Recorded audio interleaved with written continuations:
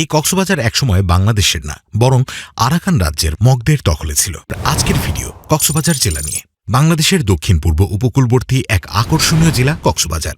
কক্সবাজার জেলাটি চট্টগ্রাম বিভাগের অন্তর্গত, যার আয়তন প্রায় ২,৪৯১ বর্গ কিলোমিটার এবং জনসংখ্যা প্রায় ২২ লক্ষ।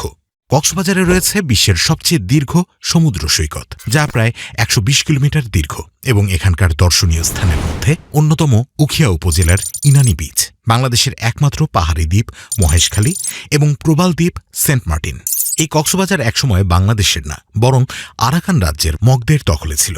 ৯৩০ খ্রিস্টাব্দে আরাকান রাজা সুলাক ইন চন্দ্র চট্টগ্রাম দখল করে নেবার পর থেকে কক্সবাজার আরাকান রাজ্যের দখলে চলে যায়। আরাকান রাজ্যের মগরা আরাকানের মূল শহর মারুক ও থেকে সৈন্য পাঠিয়ে বঙ্গোপসাগরের উপকূলীয় অঞ্চলে আক্রমণ চালাত, যার মধ্যে অন্যতম ছিল বর্তমান কক্সবাজার। ১৭০০ শতাব্দীর শুরুতে মগরা কক্সবাজারের পাশাপাশি চট্টগ্রামেও আক্রমণ করে এবং চট্টগ্রাম ছিল সেই সময় মুঘল সাম্রাজ্যের একটি গুরুত্বপূর্ণ বন্দর শহর।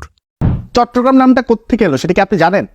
অনেকে ধারণা করেন বা কেউ কেউ বলেন যে চৈতগ্রাম, চট্টল, সাতগাং, চিত্তগং, চাটিগা, সুদাগাওন, জেটিগা বা ইত্যাদি নাম থেকে মূলত চট্টগ্রাম নামটা এসেছে।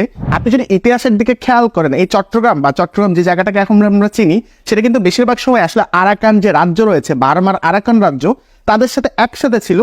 ৯৫৩ খ্রিস্টাব্দে আরাকান রাজ সুলতান চন্দ্র সীতাকুণ্ড থানার কাউনিয়া ছড়ার দক্ষিণ তীরে অব্দি এসে একটা পাথরের স্তম্ভ নির্মাণ করেন, যেখানে তিনি লেখেন চিত্তগং, যে অর্থাৎ এর মানে হচ্ছে যুদ্ধ করা অনুচিত।